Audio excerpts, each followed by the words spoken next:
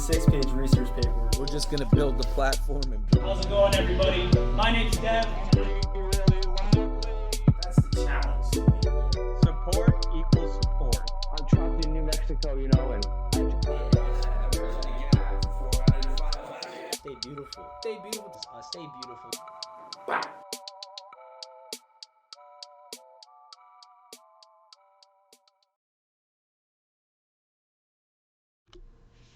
What's going on, guys? It's Dev here. You know who it be, Coach B, at it again. He's looking fantastic, and today we're joined here by Patty Wilson. Patty Wilson is a co-author, I believe, right, for Haunted Pennsylvania.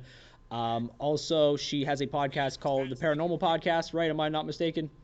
The Paranormalist. The Paranormalist and Paranormalist Podcast, and also is a. Would you call yourself a ghost hunter? Or would you be more like a communicator or something? A paranormal investigator. Paranormal investigator. Okay, there we go. I like that title.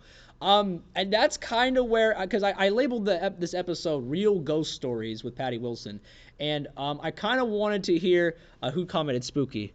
Oh, Brendan Montoya said spooky. And I'm doing the little hand gesture thing. But I wanted to ask. So tell us. I don't want to hear the scariest ghost story. I kind of just want to hear your favorite one, like your favorite thing that happened or experience when you went out and investigated. One of my favorites happened at the Cashtown Inn. I was there with a friend of mine who's also sensitive. Her name is Lane Crosby. We were there with a television show that was going to be shooting, and they were shooting another group of people on the first floor of the Cashtown. Meanwhile, Laney and I just wandered off upstairs to just kind of stay out of the way and get a feel for the place. So we're up there, and there's a handler, if you will, a person from the show who followed us up, and we're sitting in one of the bedrooms. Now, the Cashtown Inn had more Confederate officers come across its threshold than any other place other than the capital of the South, okay? So during a year-and-a-half stint along the Mason-Dixon line, there were a huge amount of Confederate soldiers that came and went. People think the Battle of Gettysburg's 3 days long. That's all the longer they were there. That's not true. They were raiding up and down the Pennsylvania border for a year and a half, almost 2 years. And but anyhow, so the Cashtown was used as a Confederate headquarters. It was also used as a field hospital. So we're sitting in the bedroom of this one room upstairs, sitting there talking, and start to hear. I get this older gentleman, and he says to me, "I want you to help my commander." And I'm like, "Well, who is your commander? What's going on?" I'm starting to try to communicate with this gentleman, and he keeps telling me his commander won't leave. His commander won't leave. Well, I very quickly get the idea, that the guy might have died there is what I'm thinking. At the same time, Lainey connects to somebody else, and she's like, this boy wants me to help his older brother. And between the two of us, we begin to talk about the two people that these men are asking us to help. One is the brother and one is the commander. And then there's this moment when we realize that these two men are talking about the same guy. Wait. This boy's brother is also this other man's commander.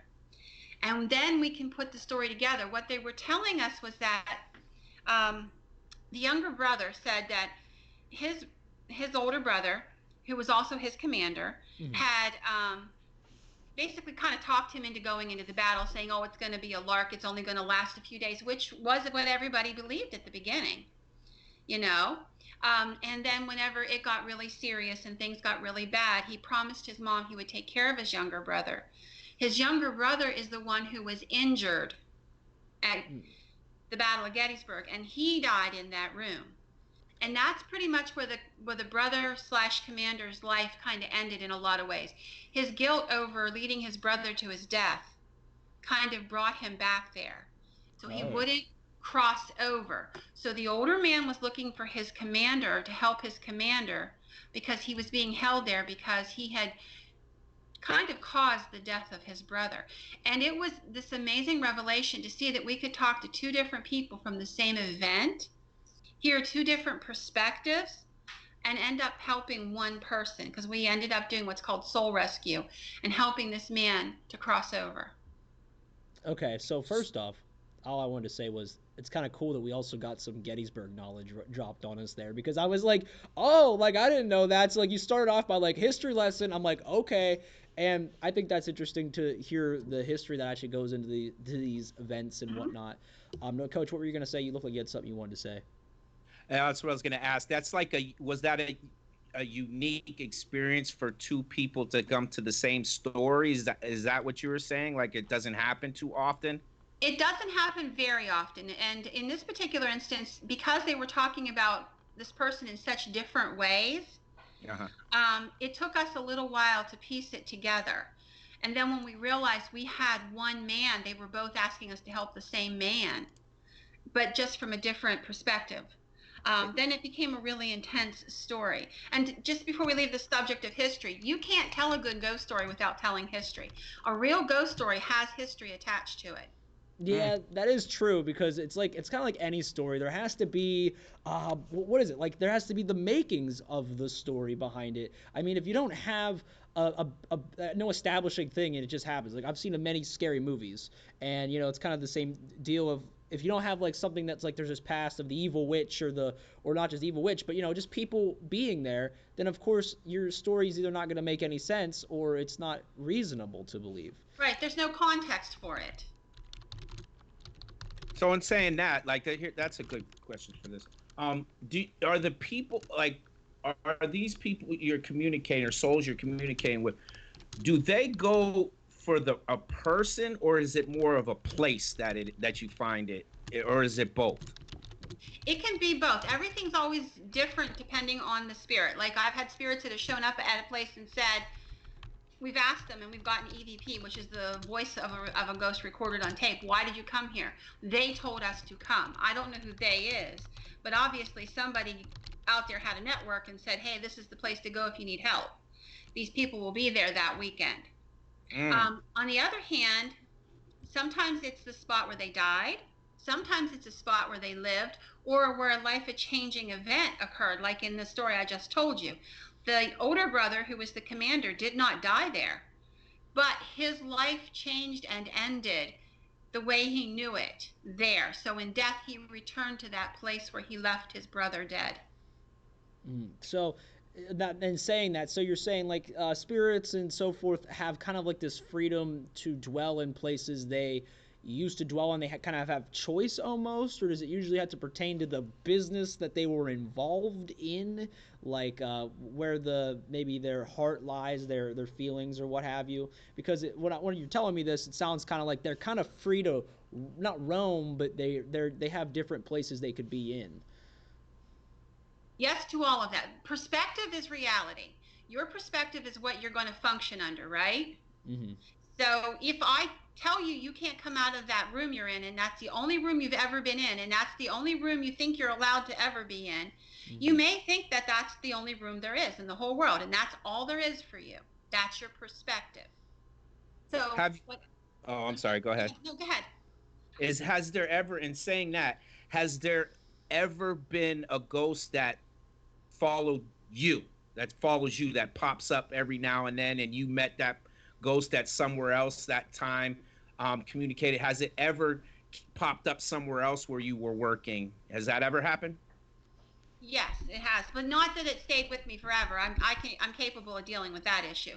But I went to a place called Captain Phillips Monument many years ago, and what happened there was a massacre. There were 12 white men white men and boys who were supposed to be there guarding the farms while the farmers were harvesting during the French and Indian period. And because the Indians would come and pick them off in the fields. So they would gather a group of men together to protect a group of farmers, and then they would move to the next farm and on to the next farm. But these men got caught by the Native Americans and were subsequently tied to trees and tortured to death in this spot. Oh, wow. And they were then found days later by somebody, and they were buried, and a map was drawn. And the legend, the ghost story, has always been that these men haunt that spot. I would completely disagree with that, because they're not the ones who haunt there. Who haunts there is a Native American man who died in the shootout at the very beginning whenever they were captured. He was injured, and we know he died subsequently. I believe, because I see him there all the time, and not only do I see him there, but others have, and I've caught his voice speaking on multiple occasions, that he's who really haunts that spot. I was speaking to a friend of mine one time years and years ago. This would have been 15, 18 years ago now. And I was speaking with great sympathy for this man. I understood, and I do understand, why the Shawnees Indians were so violent in their hatred of the white people. If you knew the Shawnees Indians' history, they had already been run out twice by white people prior to settling in Woodcock Valley and central Pennsylvania. And so they knew when the whites came into the area that this meant they were going to lose their home again. Can you imagine? Yeah, right. Because they kind of knew what the white people at that point were capable of. Right. And so their deprivations, what they did was meant to be horrendous so that these people would go away. That was the point of it. And I was kind of talking about it and saying how sorry I felt for this young man, and how I understood both sides. And I do see both sides. And, I could go into a big history lesson. I'm a huge history buff, but I do see both sides. And I left that night, and I went back home, and my children were very, very little at the time, like, I don't know, 7 and 2 and a newborn baby. And for the next couple days, my older 2 kept talking about the Indian. And then I caught a glimpse of him, and I recognized him immediately as the man from there. And after a couple more days of him being there, I thought he might just go on his own, because sometimes they will. They'll just go back where they belong. I finally sat down, and it feels odd. It feels like you're talking to the wind or the air, because, you don't really see them the whole time. You just can feel they're there. And I told him, I said, look, I understand that you're lonely, and I understand that maybe my sympathy and empathy made you feel like you could come home with me. And I'm okay that you came here, but it's time for you to go back now, because you're frightening my children, and I can't have that. Right. And so I told him, I'm going to take you, you're going to get in my car, you're going to follow me. The same way I brought you here is the same way I'm taking you home. So I put the kids in the back of the van, and I got in the van, and I drove the 22 miles back to this site. And I'm going up this almost a mile-long lane, and the front passenger door opens itself, and I slammed the brakes on. Now, I'm going maybe 5 miles an hour. It's an old dirt lane. You can't make time on this. Yeah. And the door flies open, and I stop the car, and then it slowly shuts, and I know the guy is gone. He got the message. He hopped out. Has there ever been a time, in saying that, you got to what my question was going to be after that, how do you handle it? Has there ever been a time when that happened again, where somebody followed you and you had to, you asked them, could you leave? Did they put up some kind of resistance that actually spooked you, where you thought, I have absolutely no idea what I'm dealing with right now? More control of the situation? No, the only time anything like that ever happened again would be with a demonic case, and that was a little bit different. But with ghosts, I actually learned to set my parameters up front. So when I'm there, I tell them, I'm here to talk to you, I'm here to help you. You are not allowed to follow me. You will not come with me. And usually, if you state it with great strength of will, they will recognize that, and they will abide by it. I've never had that issue with another ghost where I couldn't get it to go, or it followed me. Yeah, that's I think that's true of most things. If you could say that, if you come at somebody with enough authority, they're gonna be like, all right, man, we're cool. Like, goodness gracious, don't yell like that. Don't raise your voice at me. One of our viewers, Mr. Gunnett, said, I've been to Captain Phillips Memorial. That's all he said. Captain Phillips Memorial, what is that exactly? So I had told you about the young men who were there. Captain Phillips and his son were asked by Colonel Piper in Everett, Pennsylvania. Now, please, whenever I tell you they're soldiers, think farmers. This was a civilian militia. Militia, that's what I say. Yeah, these guys were in the French and Indian period. They were farmers and shopkeepers and what have you, who volunteered to help their neighbors. And they were asked to go into Woodcock Valley, which is the next valley over from where they lived, and protect the farmers while they tried to harvest their grain. This was vitally important because if you didn't harvest the grain, your family starved to death. Right. Right. And I was going to say, so that is what the memorial is to memorialize their lives. Yeah, Okay. they actually, well, actually the site of their death, they actually took the old map from where the bodies were all buried in this common grave, and they were going to put a memorial around it, near it. And what ended up happening is the map was way more accurate than they anticipated, and they ended up digging up the bodies. So now the bodies are buried inside of the monument in a crypt. Interesting. I was going to say that now I want to change roles because someone asked a question, and this is kind of the thing where I'm at a little bit, is I don't believe in ghosts. This is from Nicholas Bilger. He says, I don't believe in ghosts. Change my mind. He somehow wants you to change his mind. Well, you know what the answer to that question is going to be is what I always tell people. If you've never experienced a haunting, I understand why you don't believe in ghosts. I get that. Okay, and I do believe in ghosts because I've experienced hauntings, but that doesn't mean every place I go I think is haunted. Sometimes it's psychological issues and other things that go on, whether it's, I tell a wonderful story about a almost haunted house. So my answer is I would be happy to change your mind, but you'd have to come with me a couple times before I could do that.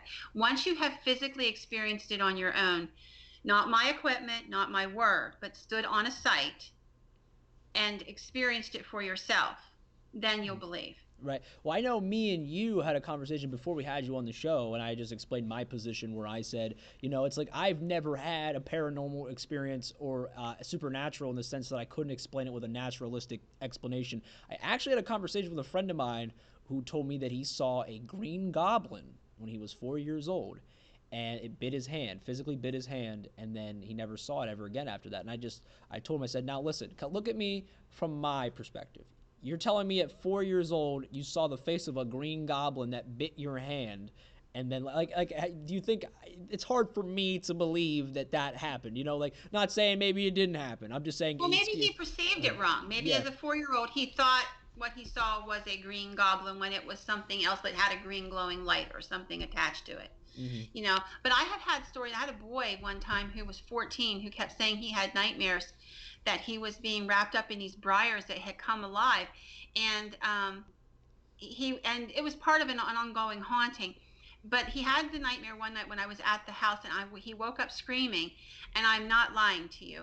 I will go to my witness to God with this in my mouth. The boy come running out of the room screaming, and I was coming up the stairs to get to him, and he's screaming, oh my God, I had the nightmare again. Oh my God, I had the nightmare again. And he had on a pair of shorts, and I looked down at his leg, and his leg had long scratches on it. And there were scratches on his leg. There was blood coming from the scratches, like if you would get in the brambles or the briars. And in the bed, there was a thorn, and there was blood on the sheets. Now, I can't explain that. Yeah. Nor could I. I mean, but also I'm not there, didn't see it, didn't witness it, didn't look at it, So it's kind of like one of those things, like I agree with you that for me to even give credence to it, I would have to be there physically to see it, because if you can't, because I mean, that's pretty much what supernatural is something that it exceeds naturalistic explanations. And if you can't really come up with anything naturalistic, then of course you have to go to the supernatural, which essentially supernatural to me, especially when I talk about religions and faiths and all that, is more so like I can't explain it, therefore ad hoc explanation. And that's what I mean by I couldn't possibly say that I believe those things without seeing it firsthand. And seeing it to believe it. Yeah. Yeah. No, I'll tell you what, the one thing that seems to work really well for most people is EVP, electronic voice phenomenon. When you record the voice of a ghost, you're sitting in a room, you're holding the recorder, it's your recorder. We ask the question, and we ask you to wait quietly with us for 1 minute to 3 minutes.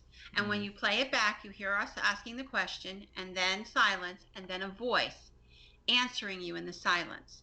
That rattles more people than anything, and it's because you're the one who's holding the recorder. You were there. Nothing was said.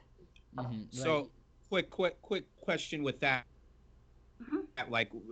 As proof, I never really had anything. There's some things I can't explain happen, like a door moving or something like that. That's probably the most that I've had. not saying I'm a firm believer. Also, I have to feel it, see it to believe it. I might just not have that special power or whatever we want to call it. But in saying that and believing it, is there science behind this? Like, is there people that are actually putting the science behind this to try to, like, I guess, say this is proof that this happens? There is a little bit. The one problem, and I've actually taught at Ryan Research Center and spoken on this subject, science usually dictates repeatability. If it's replicable, then they want to call it science. But the thing is that paranormal events happen randomly. So you could, if you measure thermals and you measure EMF fields and you look at all this, you can see changes that occur in the atmosphere at the time these events happen. Why they occur is still a little bit of speculation, but they do definitely occur in conjunction with this phenomena almost universally. And I only say almost because obviously I can't prove that it happens every single time. But it's an emerging field. They're beginning to. Now they do know things like human bodies are the only bodies that at death actually lose a specific amount of mass. Whereas animals, when they die, they don't lose any mass. Whatever they weighed at the moment of death, they weigh. Humans. Is there an average of that? Like mass, like average of mass that a human loses? Approximately 4 ounces. 4 ounces? Are we Approximately. saying The soul weighs 4 ounces. That's what I was going to say. Are we Well, saying the that's soul weighs speculation. 4 ounces? That's the speculation. There was an experiment that was done where they have these beds that automatically weigh a human being, and these people volunteered who were dying to be part of this experiment, and the beds record weight. And they also did the same thing at a couple vet clinics as well with different animals. And they found that humans, on average, lose approximately 4 ounces. Now, they accounted for the loss of bodily fluids. It's still on the bed, therefore, it still has the same mass. It's just not inside the human. And all of that. They accounted for all of that. And that's universal. Any animal that dies loses its bodily functions. But the only animal that dies that loses that extra approximately 1 to 4 ounces, usually around 4 ounces, seems to be humans. Now, what it means is open to interpretation, but it is interesting. Yeah. Right. All I was going to say is that you couldn't definitively say it was the soul unless you had some kind of thing that could detect the soul leaving the body. But what I got out of this, the bigger picture, is that you're telling me that I'm not going to see Fido in heaven, and that's upsetting. That breaks my heart. I don't know. There's no dog heaven. The dogs just don't get no love. Your pet lizard, your pet cat, you'll never see them. That's a lie. When I go home tonight, you understand I'm going to look my mom in the eye and say, you lied to me. You lied to me about seeing Dozer in heaven. Let's go to heaven. Seeing Dozer in heaven. You lied to me. You told me he's going to go to doggy heaven. And you lied to me. And I'm going to have to, it's going to be ugly. I'm not going to lie to you. It's going to be ugly. And my sister's going to look at me like I told her that Santa Claus isn't real, like back when she was like 7. It's gonna be bad, Patty. It's gonna be awful, and you're responsible. Well, for that, thank you. You can interpret it however you please. It's just an interesting fact. Yeah. Another. Go ahead, yeah. Just a question from one of our viewers, Sebastian Pispa said, "Do you think it's just the compression in the lungs that's leaving the body? I mean, that's 4 ounces of air. There's a lot of air that sits within our lungs, and is it specific to humans because?"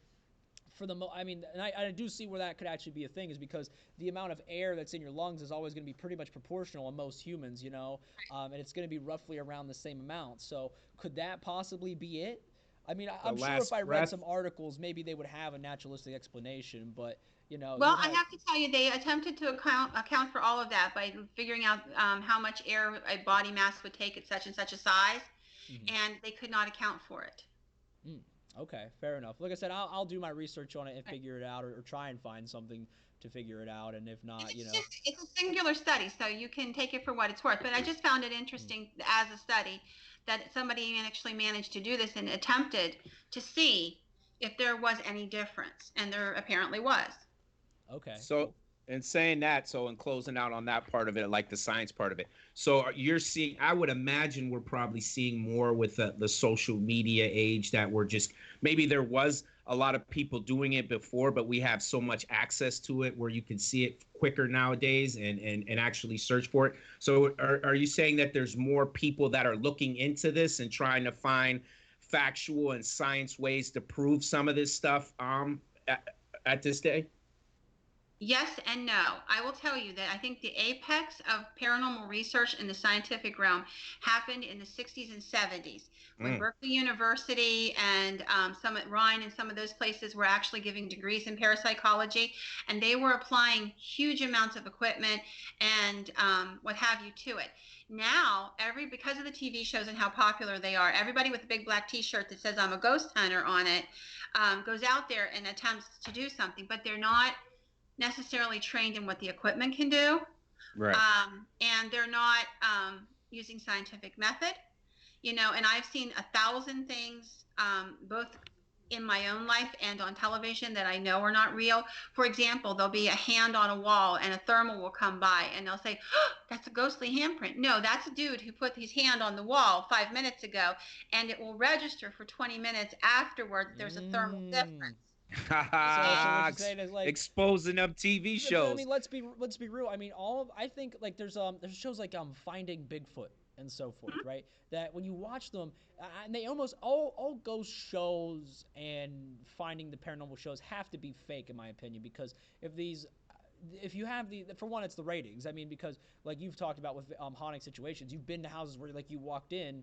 You didn't say that now, but I know from our conversation previously, which I'm sure you'll get into, is that you've gone to places and they're not haunted. Like people are like, my house is haunted. You walk in, you'll be there, Yes. you'll try and communicate with someone, and you'll be like, there's no one here. I was like, I can't tell you that your house is haunted because there's nothing here.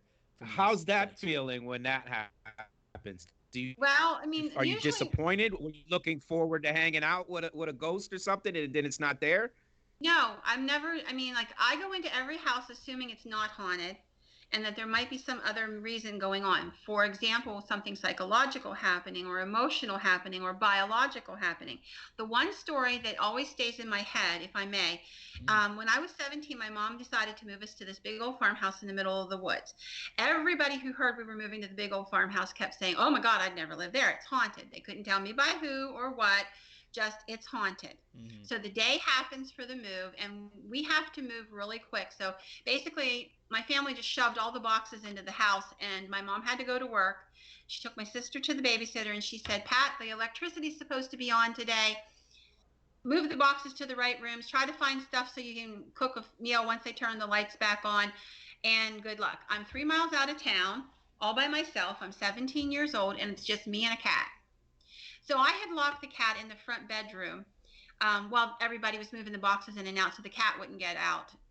And the front bedroom on the second floor, there was a double porch. So it fronted onto the porch. So it was lengthwise, it was long. And then at the very end of the room, there was another window. And there was 2 windows on the long side that opened onto the porch. So there was 3 windows in this bedroom that was going to be mine that I had locked the cat in. So I'm moving boxes upstairs, and I decided I should go check on my cat. I go into my room, and the 2 front windows that front onto the porch are open halfway, and the cat is gone.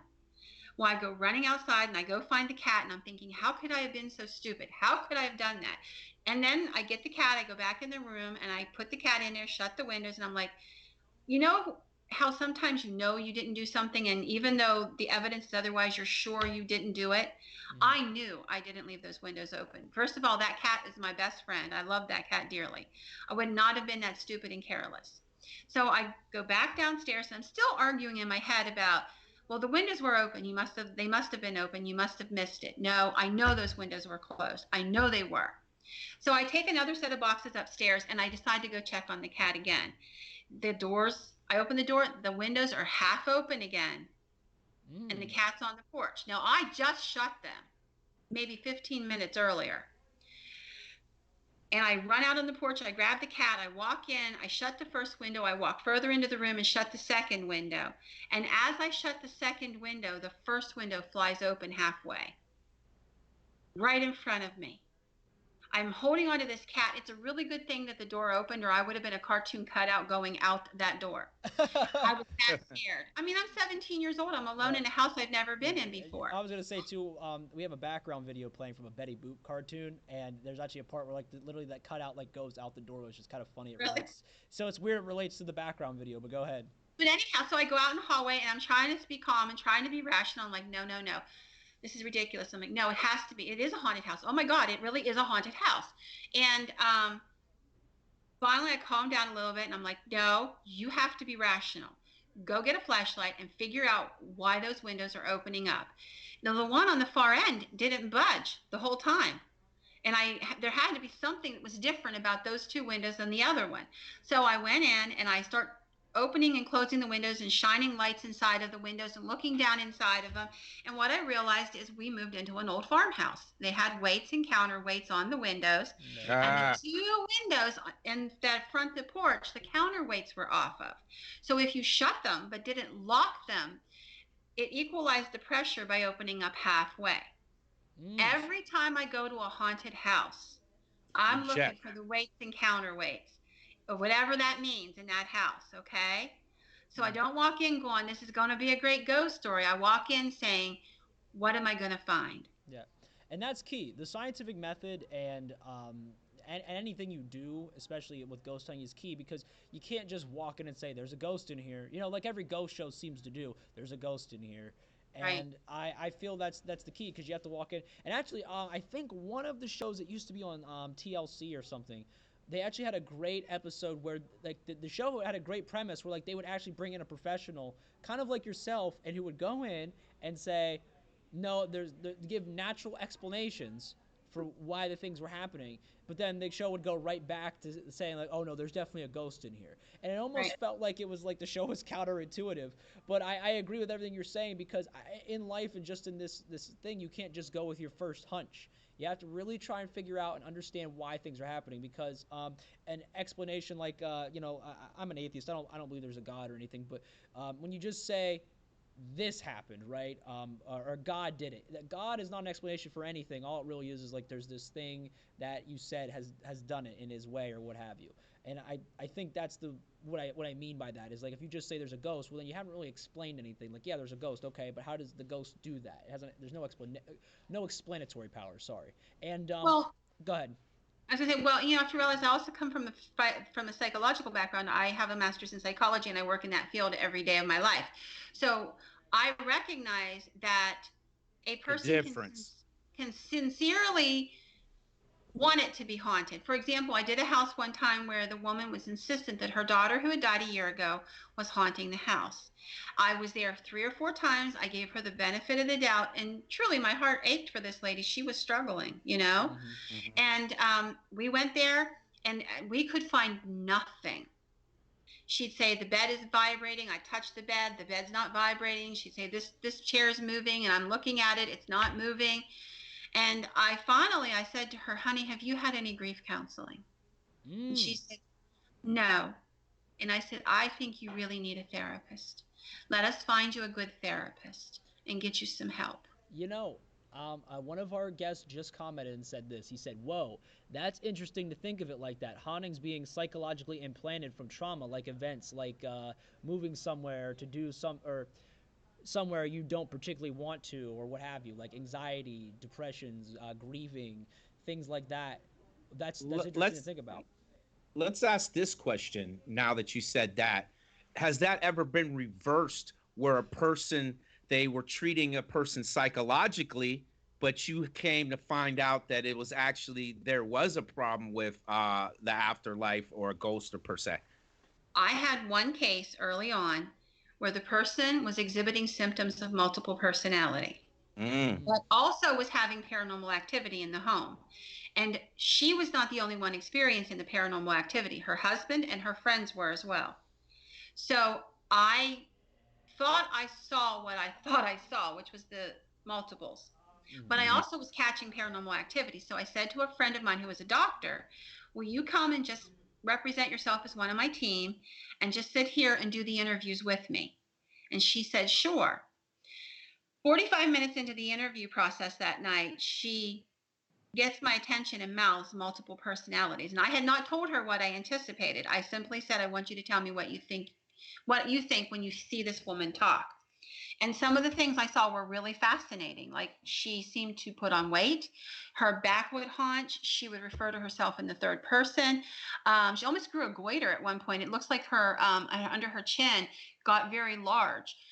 Physical, biological reactions that I don't think had anything to do with the paranormal, but they did have to do with creating the personas of the multiples. So then we found a psychiatrist who was willing to deal with the trauma is what from a haunting is what set her in the position of having the multiples.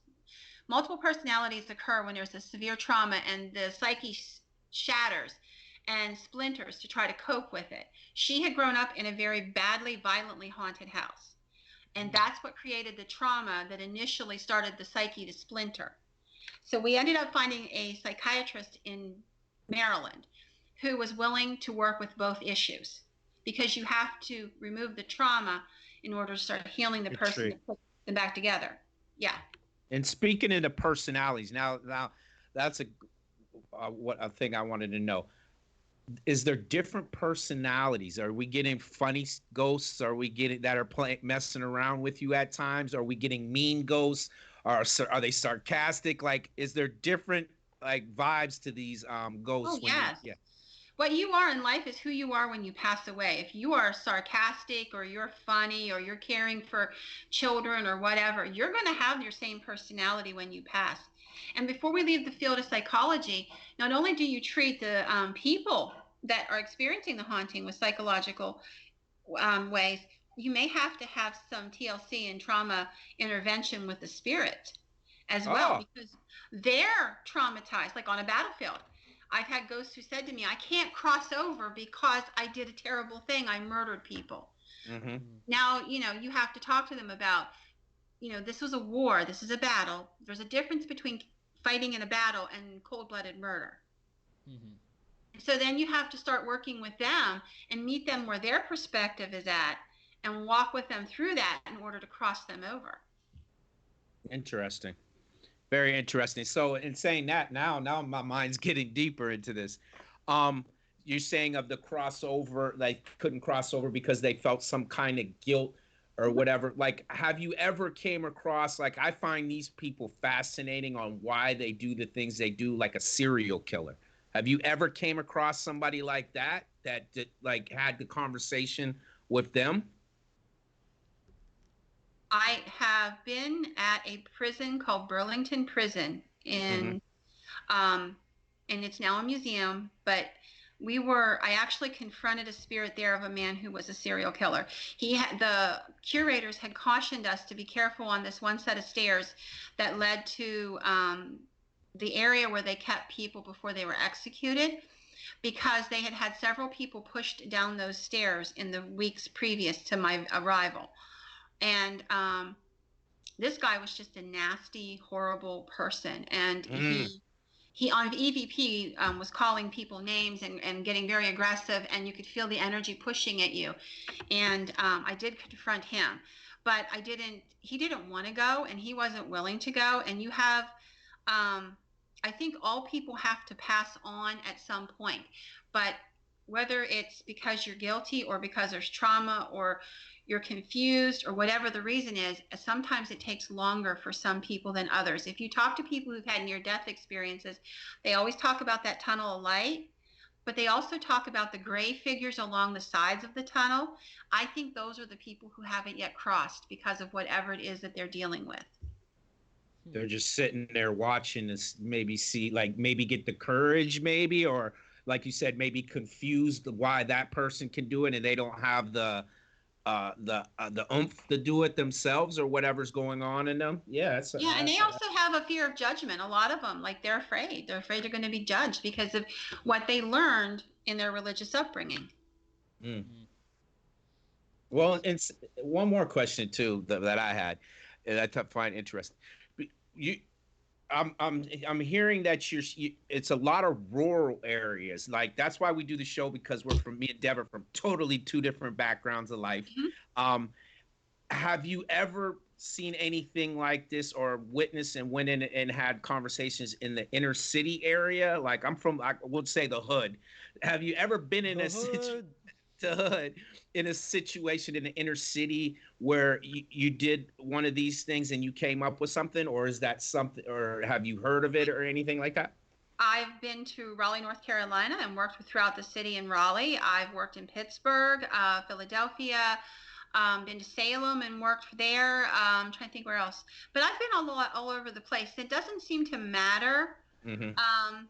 where you go, if there are spirits, most places, not every place, obviously, but you will come across them, and they're remarkably similar in that their rationales are remarkably similar. They're there because they haven't let go of something here in this plane, or they need help.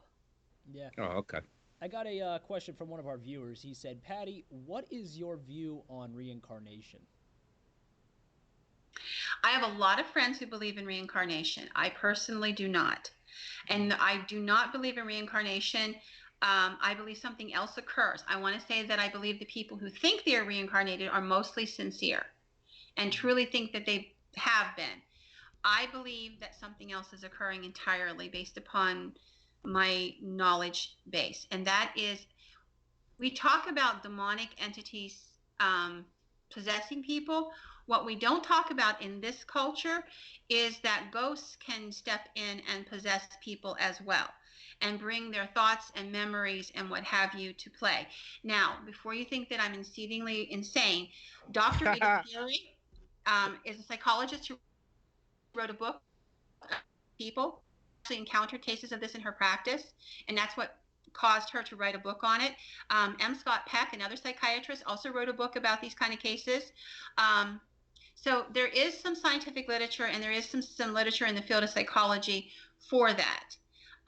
So I believe that people who say that they are reincarnated are probably, personally, this is my personal belief, are probably being influenced by a person who has passed away, who's attempting to re-enter this world or relive this world via climbing into a human body. So you're saying it's like reincarnation is ghost possession. Is that accurate? I think reincarnation is a misnomer. That more accurately, it would be spirit possession. Yes. Spirit possession. Okay. So I have a question for you. Because deja vu is something that I That's hear what I was gonna ask. say Deja vu. Y'all look like a script over there or something. Yeah, I was gonna ask no, that. we're not on a Could script. that It's just explain like, that? Listen, me and Coach have been doing this for so long that like sometimes we're like just on the same brain length. It's weird, but I've experienced deja vu, or being like you've seen a moment happen in your head exactly the way it's happening right then and there, right? And Right. I was wondering, just because my perspective is like, it is that if there's one thing in my life that I could say is the supernatural to me, it is that, because I have no explanation. Even though I've read papers scientifically talking about there's a scientific explanation for it. Even whenever I read those papers, because I still almost don't believe them because of just how it is. It's like, how can I possibly, unless it's like something like on the quantum field where like it's like realities existing beside each other, and for a moment you can see them, like it's like fractal or something. But again, it's blows my mind, deja vu. Like, what do you think it is? Well, I think it has to be one. Here's my two theories. It could be one of them. It could be a little combination of the both. I don't know. I do believe in the quantum theories of, and I think I might explain some ghosts, that realities sit side by side, and sometimes we are able to see into another reality or see into a bend in our reality, if you will. So we see something that's about to occur.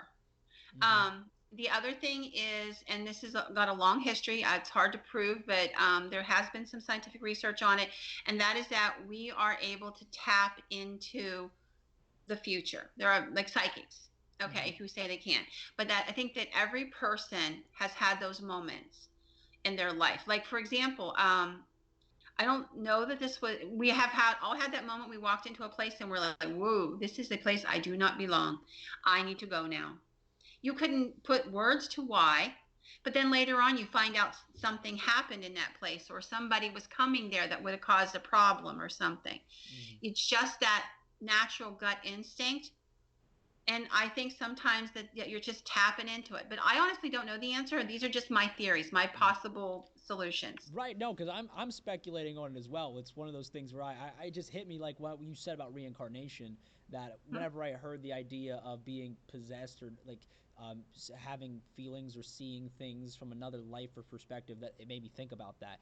But our boy Sebastian Pispis, shout out to you, man, because he has just been on it today. He says, whoa, my mind is blown over here. And then he ended it with a yes with 3 exclamation points because I think he was excited that we brought up deja vu because I think he was waiting for that. I don't know. But Well, yeah. I have more questions than answers myself. I mean, I don't know everything at all. I wish I could tell you I did, but then, that would make me God, and I'm not. And that'd be boring. If you knew everything, it'd be so boring. Like everything would be It'd definitely be boring. Imagine walking around being like, that's "That's gonna happen." Yeah. There it happened. Like. There'd be no excitement in life. That's Yeah. part of life when you step outside. Like, what's gonna happen today? Hold on, not to diverge from the ghost stories, but me and Coach had this conversation on an episode that we never really got to have. There's this website called 23andMe where basically you sell your DNA information and your genetic information, and they can tell you what diseases you're susceptible for, Right. when you're probably going to die, what to be aware of, all these things, right? Now, would you want to know those things, like when you probably are going to die and all of that? Would you want to know? Well, actually, they use that a lot in the field of psychology, okay? Because it becomes what they call predictors. Now, the difference you have to understand is that because you have a genetic code for addiction or genetic proclivity for a heart disease, the argument is if you know this early enough on, you can change your lifestyle and that of your family. So say it's a history of heart disease.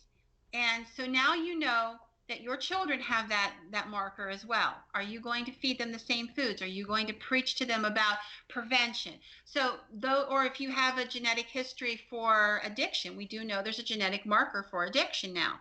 Mm-hmm. Are you going to change the way, maybe it's alcohol is a big issue in your family.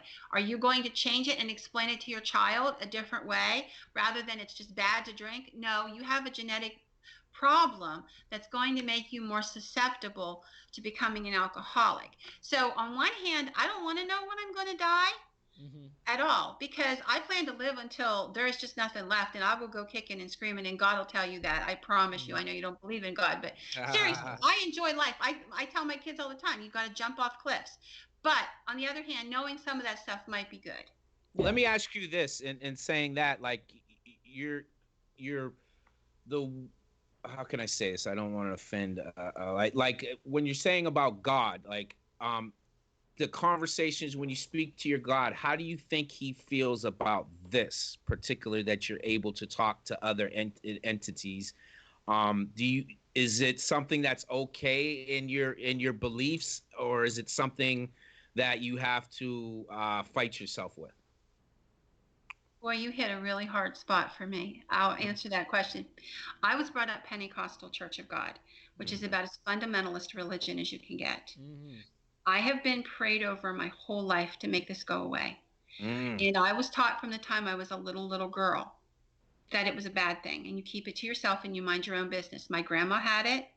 My mother only once in her life admitted to me she had it, and it made me cry because all my life she had browbeat me about not talking about it, and it was bad. And then to find out she knew I wasn't making it up, that she had lived with it too, was a revelation. And I am not always welcome in Judeo-Christian backgrounds, more so now than before. I used to be very not welcome. And that's painful for me because I truly am a believer.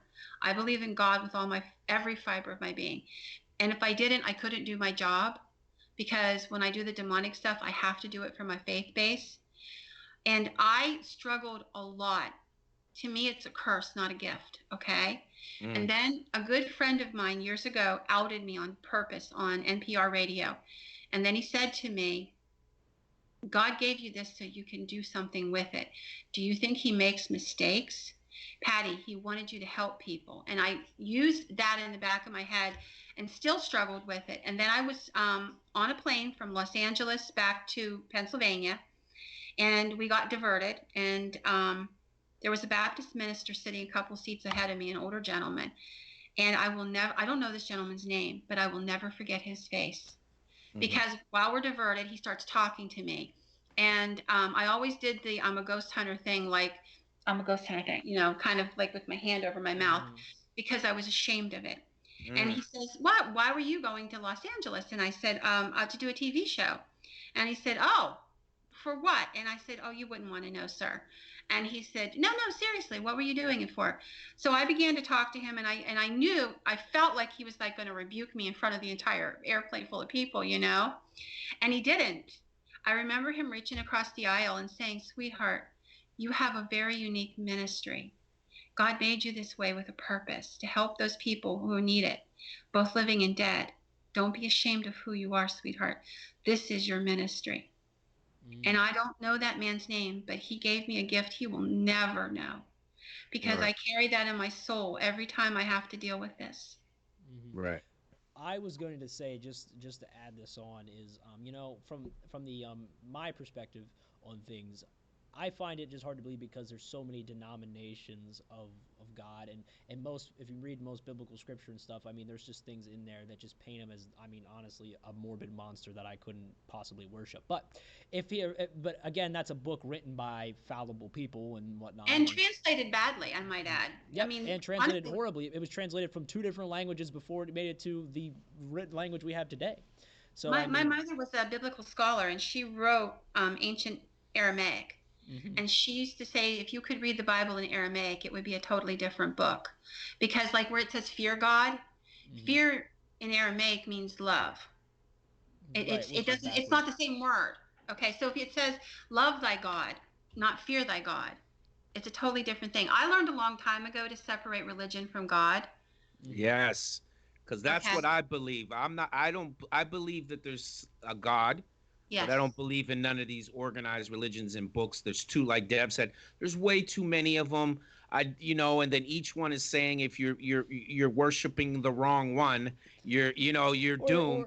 So hold on, let me finish. So I'm just going off of, I know you're up there. I can feel it. There's things that are not explained.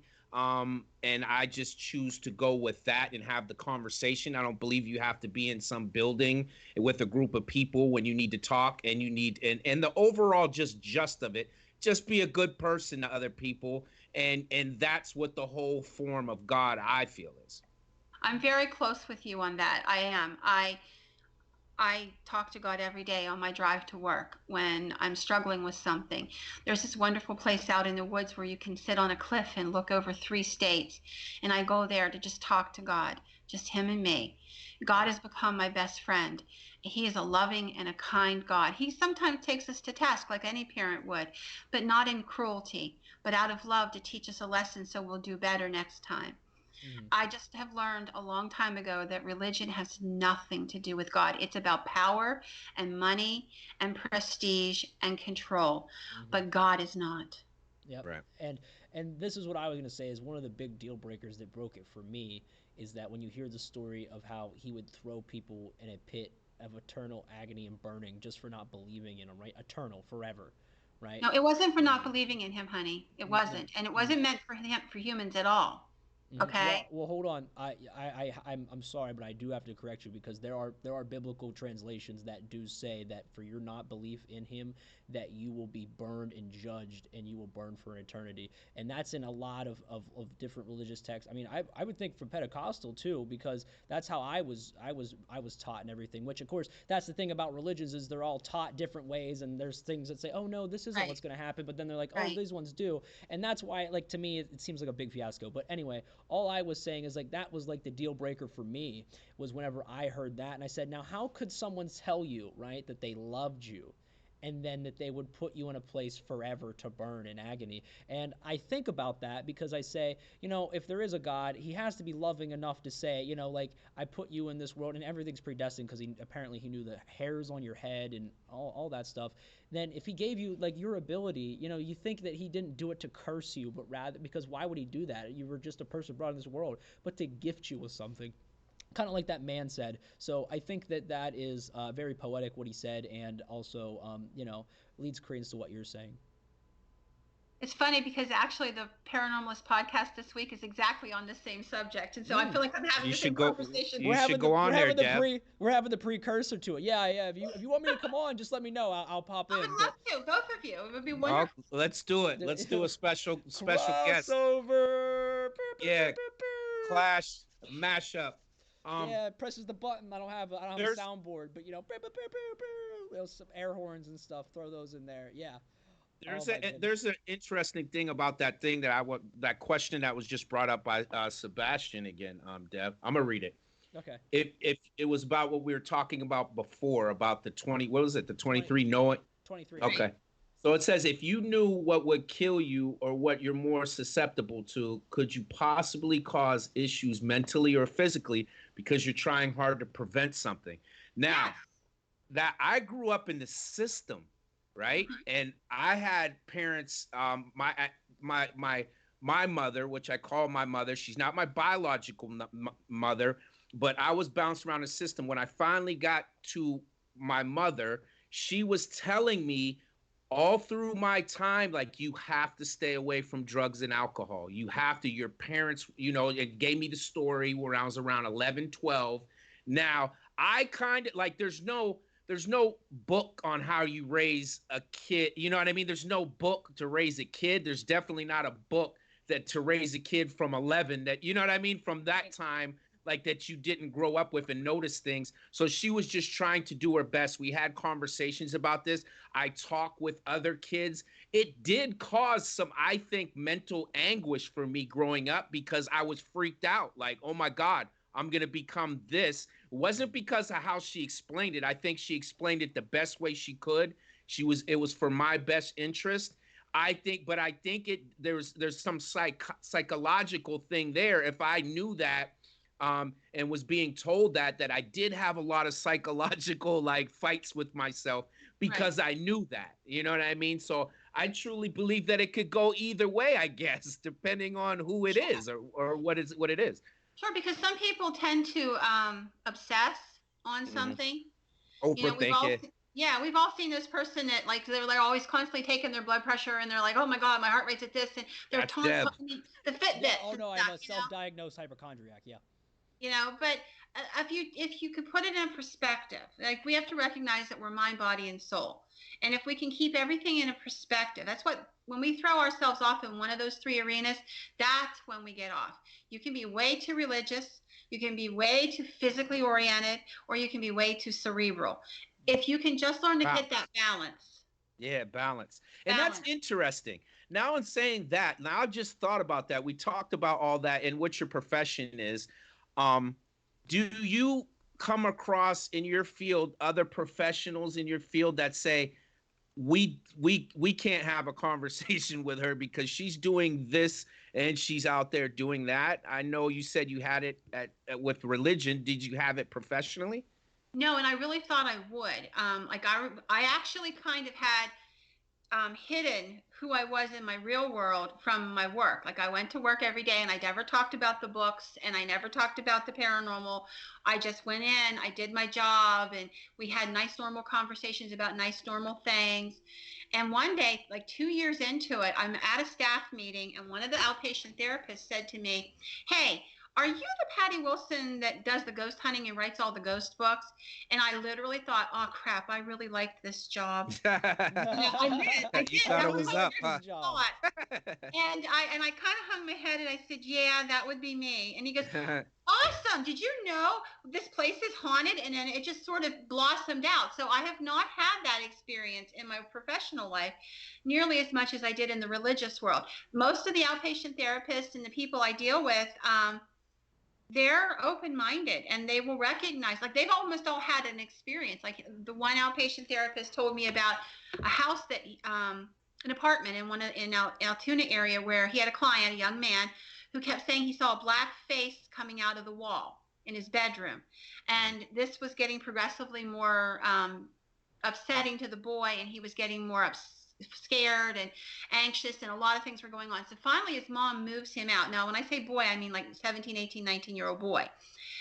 So his mom and them move out of the house. Fast forward 5 years. 5 years later, he gets another young man, about 19 years old, who's living in an apartment building in Altoona, whose mother has brought him here because he's seeing a black face coming out of the bedroom wall. And it's causing him a lot of distress. Because it's so similar to this other story, he goes back and looks up the address. It's the same apartment. What are the odds? Spooky. It was exactly the same description. Spooky out here. Yeah. Yeah, I find those things interesting. The like you said, the balance in between psychological, maybe like the psychological, and to me, like I said, I believe if I believe in something like a God, I believe in how complex just us as humans are. To Yes. say that there can't be ghosts or anything like that, to me is just saying that I think we would be naive to believe that. You know what I mean? To believe that, because just looking how complicated we are as humans on Right. how we work, to say that there can't be that. So it's very interesting, and I think that everybody has their skill in life. You know, everybody's not. If we would have a boring life if everybody could do the same things. And True. so I don't, and it's just more or less the saying I have to see it one day for me to be a true believer. But I never knock anybody that's saying to me, unless they were just totally batshit crazy, then I got to get away from them. But Yeah. I'm okay with somebody, just explaining. Maybe you said it was a curse or whatever. Some people might say it's a gift. Just getting to understand it, and I think you did a great job doing that for us. Yeah, like I said, and we're kind of running out of time, but I did want to ask two things. So one, so we're hopping on the podcast sometime. I don't know exactly when that's going to be. The message is I have to afterwards. talk to Kenny and tell But him. me and Coach, if you ever get the opportunity, would like probably to come out to one of your Yes. sessions somewhere or what Let's have do you. it. Like we want to go out to one of these places that may be haunted, if we're allowed. You know, I No, understand that actually, I mean, over the years, I've taken reporters and college kids and what have you, and I told you the story. I think of a thing called "Where's Harry." We had this reporter from State College Magazine years and years ago, and I forget his last name. His first name was Harry, and he walked in and he literally said to me, "I'm from New York City, and I'm here to make fun of the podunk ghost hunters from the woods." And I just thought, oh my God, what have I done to my poor guys? Because we have a group, and I'm thinking, well, we're just going to ghost hunt like we always ghost hunt. And if we get bashed, we get bashed, I guess, but we're going to do our best. So we go through the whole prelim thing. We set up, we have our central station, we have the place where all the cameras run all the feeds into and everything. And then I send him out with a team. He goes up to the third floor, and I even prepped him. I said, look, I said, on the third floor, people get touched quite often. It's just a slight touch on your leg, your arm, your shoulder, whatever. Don't panic. It isn't going to hurt you. And I go about my job, and about half an hour later, decide to go up and check on Harry. And I go upstairs, and the team's working, and I said, where's Harry? And they said, we have no clue. He was standing in the hallway. All of a sudden, he yelled, oh my God, something's touching my leg. He had shorts on. And they said, we told him it's okay, calm down, come with us. And then his eyes got really big and he went downstairs. We thought he was with you. Well, I called him and asked him if he was okay. And he didn't answer. It took 3 days for him to answer. And he finally said, I was standing on the third floor, and he said, I felt what felt like a little boy wrap his arm around my leg. And he said, I said to somebody there, something's touching my leg. And they said, oh, don't worry about it. It's just the little boy. He does that all the time. And he said, that scared me so badly, I had to leave. He ended up writing for the State College Magazine this lovely article. And he said in the article, I came to the place to make fun of the hillbilly ghost hunters, but I walked out a believer.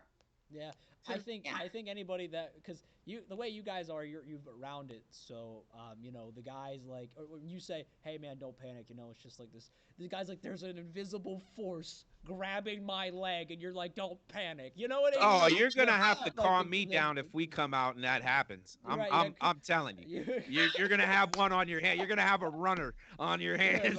like tackle. which is exactly what we call you guys whenever somebody runs. We go, oh my God, there was a runner. We have a runner. Yeah, you're gonna have to stop me because I'm gonna keep going. You're like Forrest Gump. You know, Yeah. that's the moment when you stop, you turn and go back to it, and then you begin to try to work through what could it be. Right. Yeah. I would that's just true. need somebody to talk me off the ledge real quick, and I'll be okay. But it's my first reaction is gonna be run. And Most people. Patty, you volunteered for that. I'm not doing it. I'm not doing it on the ledge. You're My gonna job. have to. You're gonna have to. I can't because knowing him, he'll probably just slap me and be like, "No, I'm not doing it." And then he'll roll out of here. So there's nothing I can do. You're gonna have to handle it. I got it. Patty. We're gonna wrap up the show here, but if you have any promotional things or anything you want me to tag or link, let me know. Is there anything coming up that you want us to let the audience know about, or you want to let the audience know about? They can just check the Paranormalist Podcast. It's now on YouTube. It's on almost all the radio platforms they can just look it up if they want to. If they want to check my books out, they're on Amazon. You can order them straight from Amazon. And just if we do a charity event in our area, which is Central Pennsylvania, please come out and support us. We do charity events for keeping museums open, libraries open, helping to fund we do sometimes do stuff for the YMCA to help fund for children who can't afford to participate in sports activities, those things. If you see us, come and support us. Awesome. And we might want to, like, I just heard something that I'm a very cause of, the YMCA. I've been there all my life. My kids go there. I always help back home in Erie, Pennsylvania when it comes to the fundraisers. Let us know about that. We will show up and do, because I believe that's why I'm called coach. I love athletics, and I think it helps with the discipline of our kids and helps shape them. So I will be there to help. I will take you up on that, sir. Appreciate it. Thank you. Okay. Yeah, we'll bring the Bridging the Gap family out. And as we wrap up the show, Sebastian Pispis wants to say to us, much love, guys. Thanks for the conversation. Well, we're happy to give it to you, Sebastian. But as always, stay beautiful. Take care of yourselves. Have a good night, everybody. And also, watch out for the ghosts underneath your bed. See ya.